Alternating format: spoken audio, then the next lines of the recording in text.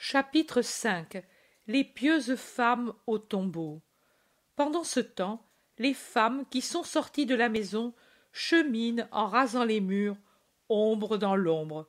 Pendant quelque temps, elles se taisent, toutes emmitouflées et rendues craintives par tant de silence et de solitude.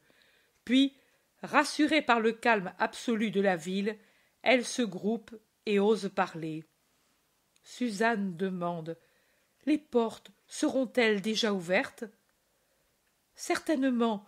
Regarde, le premier jardinier qui entre avec ses légumes. Ils ne nous diront rien? Demande encore Suzanne. Qui? Demande Marie-Madeleine. Les soldats, à la porte judiciaire. Par là, il y en a peu qui entrent et encore moins qui sortent. Nous donnerons des soupçons. Et avec cela, ils nous regarderont. Ils verront 5 femmes qui vont vers la campagne. Nous pourrions être aussi des personnes qui, après avoir fait la Pâque, vont vers leur village.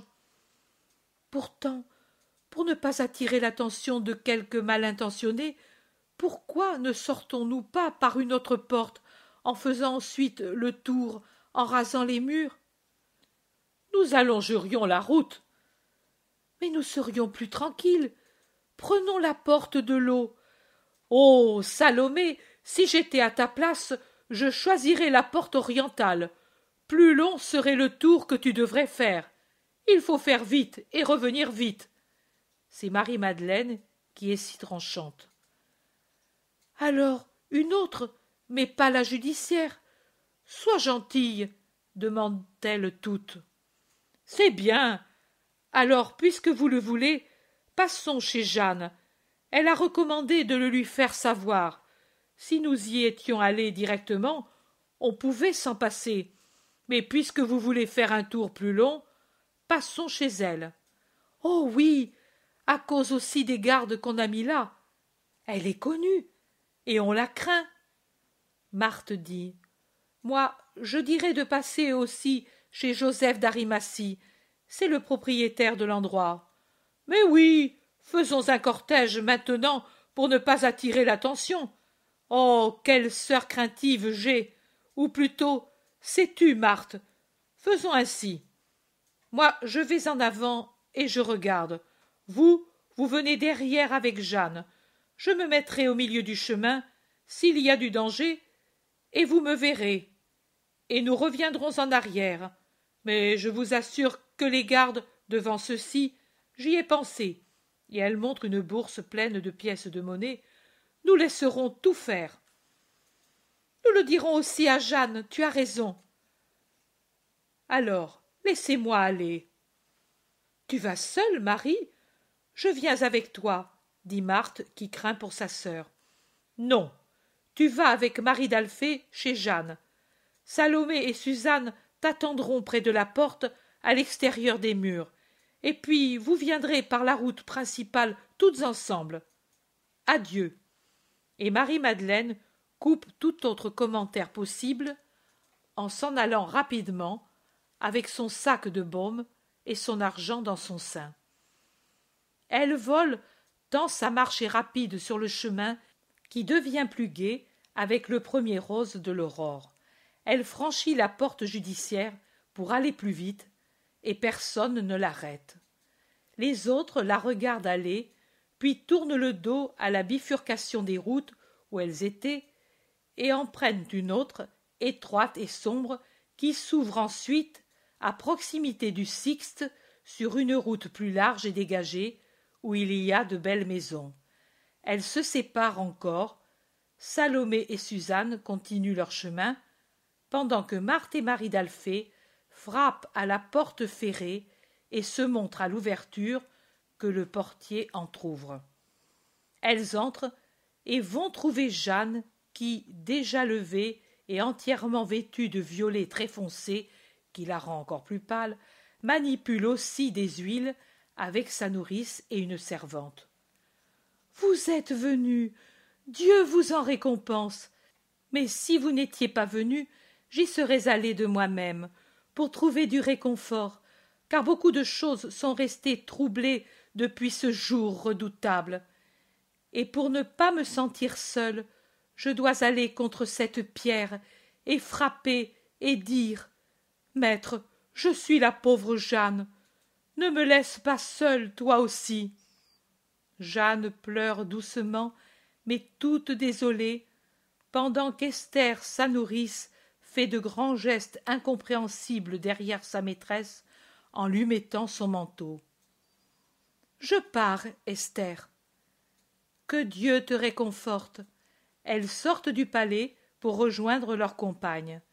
C'est à ce moment qu'arrive le bref et fort tremblement de terre qui jette de nouveau dans la panique les habitants de Jérusalem, encore terrorisés par les événements du vendredi. Les 3 femmes reviennent sur leurs pas précipitamment et restent dans le large vestibule au milieu des servantes et des serviteurs qui crient et invoquent le Seigneur, et elles y restent, craignant de nouvelles secousses. Marie-Madeleine, de son côté, est exactement à la limite de la ruelle qui conduit au jardin de Joseph d'Arimathie, quand la surprend le grondement puissant et pourtant harmonieux de ce signe céleste, alors que, dans la lumière à peine rosée de l'aurore qui s'avance dans le ciel, où encore à l'Occident résiste une étoile tenace et qui rend blond l'air jusqu'au vert clair, s'allume une grande lumière qui descend comme si c'était un globe incandescent, splendide, qui coupe en zigzag l'air tranquille. Marie-Madeleine en est presque effleurée et renversée sur le sol. Elle se penche un moment en murmurant « Mon Seigneur !» et puis se redresse comme une tige après le passage du vent et court encore plus rapidement vers le jardin. Elle y entre rapidement, comme un oiseau poursuivi et qui cherche son nid du côté du tombeau taillé dans le roc. Mais bien qu'elle aille vite, elle ne peut être là quand le céleste météore fait l'office de levier et de flamme sur le seau de chaux, mis pour renforcer la lourde pierre, ni quand, avec le fracas final, la porte de pierre tombe en donnant une secousse qui s'unit à celle du tremblement de terre qui, s'il est bref, est d'une violence telle qu'il terrasse les gardes comme s'ils étaient morts. Marie, en arrivant, voit ces inutiles geôliers du triomphateur jetés sur le sol comme une gerbe d'épis fauchés. Marie-Madeleine ne rapproche pas le tremblement de terre de la résurrection, mais voyant ce spectacle, elle croit que c'est le châtiment de Dieu sur les profanateurs du tombeau de Jésus, et elle tombe à genoux en disant « Hélas, ils l'ont enlevé !» Elle est vraiment désolée, et elle pleure comme une fillette venue, sûre de trouver son père qu'elle cherche, et qui trouve au contraire la demeure vide. Puis elle se lève et s'en va en courant trouver Pierre et Jean.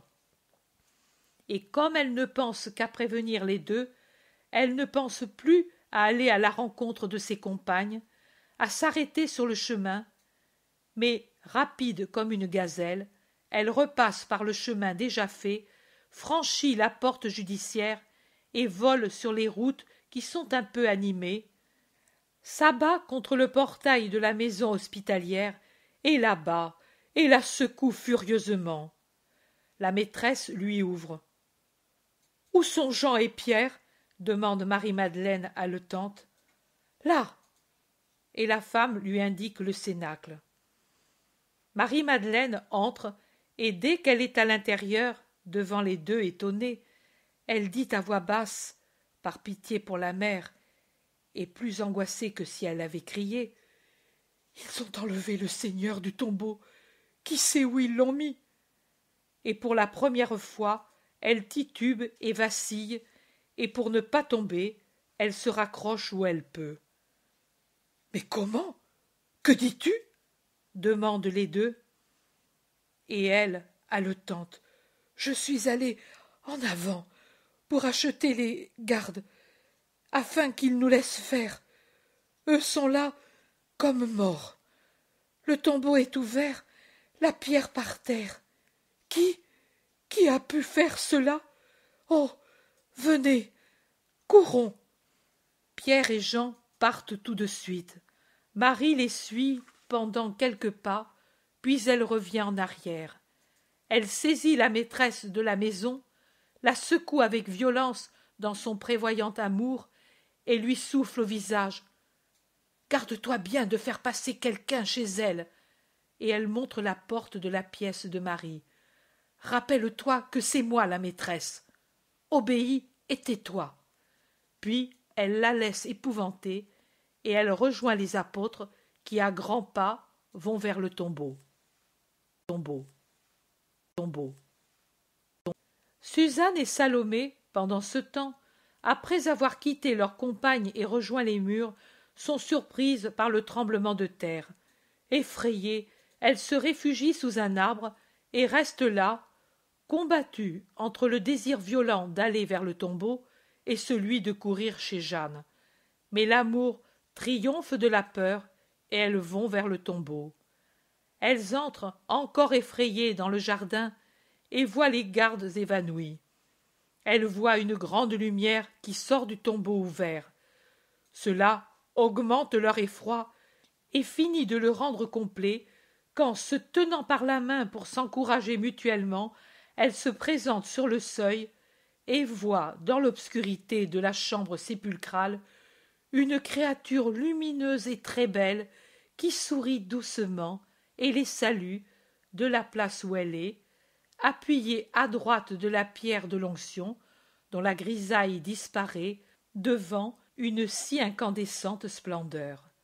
Elle tombe à genoux, étourdie de stupeur. Mais l'ange leur parle doucement.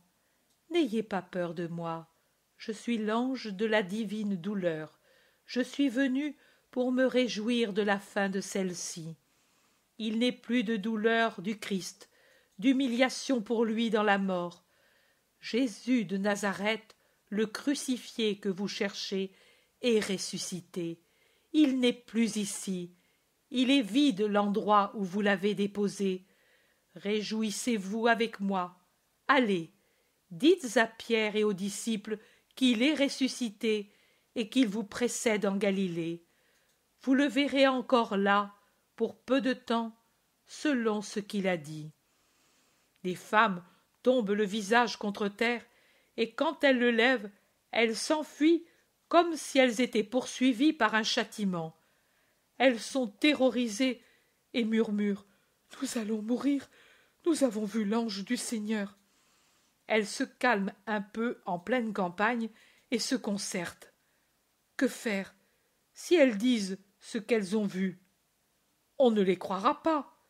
Si elles disent aussi de venir de là, elles peuvent être accusées par les Juifs d'avoir tué les gardes. Non, elles ne peuvent rien dire, ni aux amis, ni aux ennemis. Craintives, rendues muettes, elles reviennent par un autre chemin à la maison. Elles entrent et se réfugient dans le cénacle. Elles ne demandent même pas à voir Marie. Et là, elles pensent que ce qu'elles ont vu est une tromperie du démon. Humbles comme elles le sont, elles jugent qu'il n'est pas possible qu'il leur ait été accordé de voir le messager de Dieu. C'est Satan qui a voulu les effrayer pour les éloigner de là. Elles pleurent et prient comme des fillettes effrayées par un cauchemar. Le troisième groupe, celui de Jeanne, Marie d'Alphée et Marthe, vu qu'il n'arrive rien de nouveau, se décide à aller là où certainement leurs compagnes les attendent. Elles sortent dans les rues où maintenant il y a des gens apeurés qui commentent le nouveau tremblement de terre et le rattachent aux faits du vendredi et voient aussi des choses qui n'existent pas. Marie d'Alphée dit « Il vaut mieux qu'ils soient tous effrayés. Peut-être les gardiens le seront aussi et ne feront pas d'objection. » Et elles s'en vont rapidement vers les murs. Mais pendant qu'elles y vont, Pierre et Jean, suivis de Marie-Madeleine, sont déjà arrivés au jardin. Jean, plus rapide, arrive le premier au tombeau. Les gardes n'y sont plus, et l'ange n'y est plus. Jean s'agenouille, craintif et affligé, sur le seuil ouvert, pour vénérer et recueillir quelque indice des choses qu'il voit. Mais il voit seulement, entassés par terre, les linges mis par-dessus le linceul. Il n'y est vraiment pas, Simon. Marie a bien vu. Viens, entre, regarde. Pierre, tout essoufflé par la grande course qu'il a faite, entre dans le tombeau. Il avait dit en route: Je ne vais pas oser m'approcher de cet endroit. Mais maintenant, il ne pense qu'à découvrir où peut être le maître, et il l'appelle aussi comme s'il pouvait être caché dans quelque coin obscur. L'obscurité, à cette heure matinale, est encore forte dans le tombeau, auquel ne donne de la lumière que la petite ouverture de la porte sur laquelle font de l'ombre Jean et Marie-Madeleine. Et Pierre a du mal à voir, et doit s'aider de ses mains pour se rendre compte. Il touche, en tremblant, la table de l'onction, et il voit qu'elle est vide. Il n'y est pas, Jean, il n'y est pas. Oh, viens toi aussi. J'ai tant pleuré que je n'y vois presque pas avec ce peu de lumière. Jean se relève et entre, et pendant qu'il le fait, Pierre découvre le suaire placé dans un coin, bien plié, avec à l'intérieur le linceul soigneusement roulé. Ils l'ont vraiment enlevé, les gardes. Ce n'était pas pour nous, mais pour faire cela. Et nous l'avons laissé faire, en nous éloignant. Nous l'avons permis. Oh, où l'auront-ils mis? Pierre, Pierre, maintenant, c'est vraiment fini. Les deux disciples sortent anéantis. Allons, femme, tu le diras à la mère. Marie-Madeleine dit: Moi, je ne m'éloigne pas. Je reste ici. Quelqu'un viendra. Oh, moi, je ne viens pas. Ici, il y a encore quelque chose de lui. Elle avait raison, la mère. Respirer l'air où il a été, c'est l'unique soulagement qui nous reste.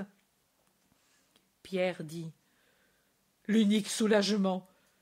Maintenant, tu vois, toi aussi, que c'était une folie d'espérer. Marie ne répond même pas.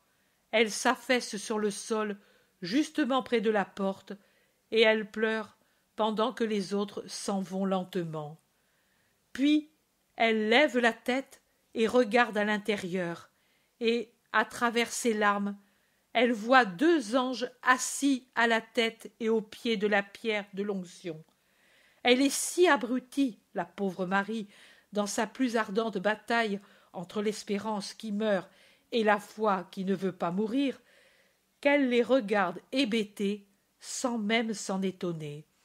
Elle n'a plus que des larmes, la courageuse qui a résisté à tout en héroïne.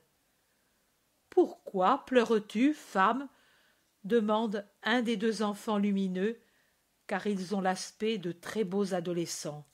« Parce qu'ils ont emporté mon Seigneur, et je ne sais où ils me l'ont mis. » Marie n'a pas peur de leur parler. Elle ne demande pas: « Qui êtes-vous » Rien. Rien ne l'étonne plus. Tout ce qui peut étonner une créature, elle l'a déjà subi. Maintenant, elle n'est plus qu'une chose brisée qui pleure sans force ni retenue. L'enfant angélique regarde son compagnon et sourit, et l'autre aussi. Et dans un éclair de joie angélique, tous deux regardent dehors, vers le jardin tout en fleurs, avec les millions de fleurs qui se sont ouvertes au premier soleil sur les pommiers touffus de la Pommeraye. Marie se tourne pour voir ce qu'il regarde, et elle voit un homme très beau, et je ne sais pas comment elle peut ne pas le reconnaître tout de suite. Un homme qui la regarde avec pitié et lui demande: « Femme, pourquoi pleures-tu? Qui cherches-tu? » Il est vrai que c'est un Jésus assombri par sa pitié envers une créature que trop d'émotions ont épuisée et qu'une joie imprévue pourrait faire mourir. Mais je me demande vraiment comment elle peut ne pas le reconnaître. Et Marie-Madeleine, au milieu de ses sanglots, dit « Ils m'ont pris le Seigneur Jésus. J'étais venue pour l'embaumer, en attendant qu'il ressuscite. J'ai rassemblé tout mon courage et mon espérance et ma foi autour de mon amour. Et maintenant, je ne le trouve plus. Et même, j'ai mis mon amour autour de ma foi, de mon espérance et de mon courage pour les défendre des hommes. Mais tout est inutile. Les hommes ont enlevé mon amour, et avec lui, ils m'ont tout enlevé.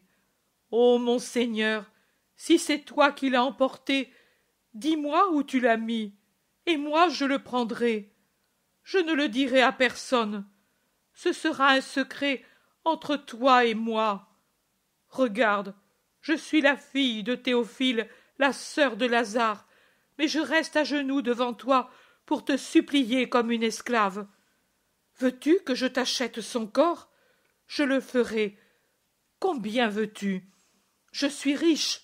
Je puis te donner autant d'or et de gemmes qu'il pèse. Mais rends-le-moi, je ne te dénoncerai pas. Veux-tu me frapper? Fais-le. Jusqu'au sang, si tu veux. Si tu as de la haine pour lui, fais-la-moi payer. Mais rends-le-moi. Oh, ne m'appauvris pas de cette misère. Ô mon Seigneur, pitié pour une pauvre femme. Pour moi, tu ne le veux pas? Pour sa mère, alors. Dis-moi où est mon Seigneur Jésus? Je suis forte, je le prendrai dans mes bras, et je le porterai comme un enfant dans un lieu sûr. Seigneur, tu le vois, depuis 3 jours nous sommes frappés par la colère de Dieu à cause de ce qu'on a fait au Fils de Dieu. N'ajoute pas la profanation au crime. Marie. Jésus rayonne en l'appelant. Il se dévoile dans sa splendeur triomphante. Rabouni! Le cri de Marie est vraiment le grand cri qui ferme le cycle de la mort. Avec le premier, les ténèbres de la haine enveloppèrent la victime des bandes funèbres. Avec le second, les lumières de l'amour accrurent sa splendeur. Et Marie se lève au cri qui emplit le jardin, court aux pieds de Jésus et voudrait les baiser. Jésus l'écarte en la touchant à peine au front avec l'extrémité des doigts. « Ne me touche pas, je ne suis pas encore monté vers mon Père avec ce vêtement. Va trouver mes frères et amis, et dis-leur que je monte vers mon Père et le vôtre, vers mon Dieu et le vôtre. Et ensuite je viendrai vers eux. » Et Jésus disparaît, absorbé par une lumière insoutenable. Marie baise le sol où il se trouvait et court vers la maison. Elle entre comme une fusée, car le portail est entr'ouvert pour livrer passage au maître qui sort pour aller à la fontaine. Elle ouvre la porte de la pièce de Marie et elle s'abandonne sur son cœur en criant « Il est ressuscité! Il est ressuscité !» Et elle pleure, bienheureuse. Et pendant qu'accourent Pierre et Jean, et que du cénacle s'avancent Salomé et Suzanne apeurées, et qu'elles écoutent son récit, voilà qu'entre aussi par la rue Marie d'Alphée avec Marthe et Jeanne, qui, toutes essoufflées, disent que elles y sont allées, elles aussi, et qu'elles ont vu 2 anges qui se disaient le gardien de l'homme-dieu et l'ange de sa douleur, et qu'ils ont donné l'ordre de dire aux disciples qu'il était ressuscité. Et comme Pierre secoue la tête, elles insistent en disant « Oui, ils ont dit « Pourquoi cherchez-vous le vivant parmi les morts? Il n'est pas ici. Il est ressuscité comme il le disait quand il était encore en Galilée. Ne vous le rappelez-vous pas? Il disait le Fils de l'homme doit être livré aux mains des pécheurs et être crucifié, mais le troisième jour il ressuscitera. Pierre secoue la tête en disant « Trop de choses ces jours-ci, vous en êtes resté troublé. » Marie-Madeleine relève la tête du sein de Marie, et elle dit « Je l'ai vu, je lui ai parlé, il m'a dit qu'il monte vers le Père et qu'il vient ensuite. Comme il était beau !» Et elle pleure comme elle n'a jamais pleuré, maintenant qu'elle n'a plus à se torturer elle-même pour s'opposer au doute qui surgit de tous côtés. Mais Pierre et Jean aussi restent très hésitants. Ils se regardent, mais leurs yeux se disent « Imagination de femme ». Suzanne aussi et Salomé osent alors parler, mais l'inévitable différence dans les détails, des gardes qui d'abord sont là comme morts et ensuite ne sont plus là, des anges qui tantôt sont un et tantôt deux, et qui ne se sont pas montrés aux apôtres, les deux versions sur la venue de Jésus ici et sur le fait qu'il précède les siens en Galilée, fait que le doute, ou au contraire la conviction des apôtres, augmente de plus en plus. Marie, la mère bienheureuse, se tait en soutenant Marie-Madeleine. Je ne comprends pas le mystère de ce silence maternel. Marie d'Alphée dit à Salomé « Retournons-y toutes les deux, voyons si nous sommes toutes ivres. » Et elle court dehors. Les autres restent paisiblement ridiculisés par les deux apôtres, près de Marie qui se tait, absorbée dans une pensée que chacun interprète à sa façon et sans que personne comprenne que c'est de l'extase. Les deux femmes âgées reviennent. « C'est vrai, nous l'avons vu. Il nous a dit près du jardin de Barnabé. Paix à vous. Ne craignez pas. Allez dire à mes frères que je suis ressuscité, et qu'ils aillent d'ici quelques jours en Galilée. Là, nous serons encore ensemble. C'est ainsi qu'il a parlé. Marie a raison. Il faut le dire à ceux de Béthanie, à Joseph, à Nicodème, aux disciples les plus fidèles, aux bergers. Allez, agir. Oh, il est ressuscité. » Elle pleure toute bienheureuse. « Vous êtes folle, femme. La douleur vous a troublée. La lumière vous a semblé un ange. Le vent, une voix. Le soleil, le Christ. Je ne vous critique pas. Je vous comprends. Mais je ne puis croire qu'à ce que j'ai vu. Le tombeau ouvert et vide, et les gardes partis avec le cadavre volatilisé. » « Mais si les gardes eux-mêmes disent qu'il est ressuscité, si la ville est en émoi, et si les princes des prêtres sont fous de colère parce que les gardes ont parlé dans leur fuite éperdue, maintenant ils veulent qu'ils disent autre chose, et les paient pour cela. Mais déjà on le sait, et si les Juifs ne croient pas à la résurrection, ne veulent pas croire, beaucoup d'autres croient. Les femmes. Pierre hausse les épaules, et il va s'en aller. Alors la mère, qui a toujours sur son cœur Marie-Madeleine, qui pleure comme un saule sous une averse à cause de sa trop grande joie, et qui baise ses cheveux blonds, lève son visage transfiguré et dit une courte phrase. « Il est réellement ressuscité. Je l'ai eu dans mes bras, et j'ai baisé ses plaies. » Et puis elle se penche sur les cheveux de la passionnée, et elle dit « Oui, la joie est encore plus forte que la douleur, mais ce n'est qu'un grain de sable de ce que sera ton océan de joie éternelle.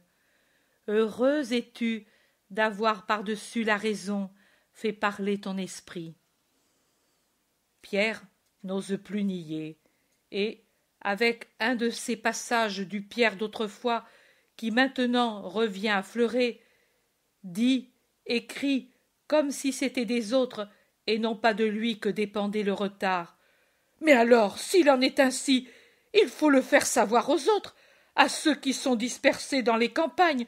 Cherchez, agir. Allons, remuez-vous, s'il devait vraiment venir, qu'il nous trouve au moins.